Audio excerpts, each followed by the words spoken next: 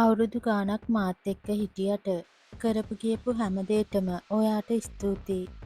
රටම හිනස්සන මනීෂා අඬ අඬා සමුගනී. සමාජ මාධ්‍යයේ හාස්‍යජනක වීඩියෝ නිර්මාණය කරන මනීෂා ෆර්නාන්ඩෝ නොහොත් මනී ගර්ල් කියන්නේ රටේම ජනප්‍රිය චරිතයක්. ඇයගේ හාස්‍යජනක වීඩියෝ නැරඹුම් වාර මිලියනය පසු කිරීම පවා සාමාන්‍ය දෙයක් වී තිබෙනවා.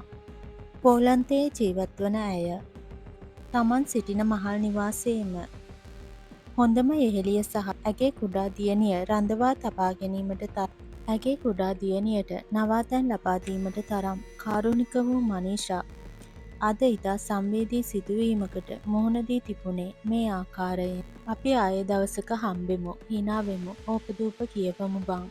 මට ලැබුණ මාත් එක්ක එදා මෙදා බොක්කෙන් හිටපු මගේ ඕන වැඩකට සපෝට් කරපු යාළුවා මට කිසි දෙයක් අමතක වෙන්නේ නෑ. උඹ යනකොට, උඹ අඬනකොට මම ඇඬුවේ නැත්තේ උඹ දන්නවනේ මම අඬනකොට කැතයි කියලා. මම උඹවයි, එස්මියවයි ගොඩක් මිස් කරනවා බං. මට මාර දුකයි. ජීවිතේ මෙහෙමයි කියලා හිත හදාගත්තට උඹලා හිටපු රූම් එකට ගිහින් බලාගෙන ඉඳලා එනවා මං. කිසිම දෙයක් කරන්න හිතෙන්නේ නෑ. හිස් වගේ.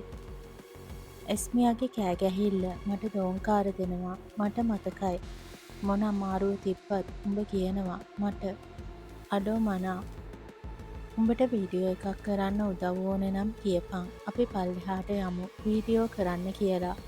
මම අද ඉන්න තැනට එන්න තව හේතුවක් උඹ සමාධී. ස්තුතියි හැම දේටම. උඹ එක්ක හිටපු අවුරුදු 8 මට කවදාවත් අමතක වෙන්නේ නෑ.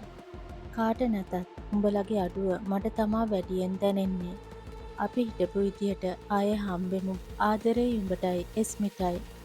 යනුවෙන් ඇය ඉතා සංවේදීව තමන් සමග එකටම සිටි මිතුරිය සහ ඇගේ දියණියට සමු දී තිබුණා.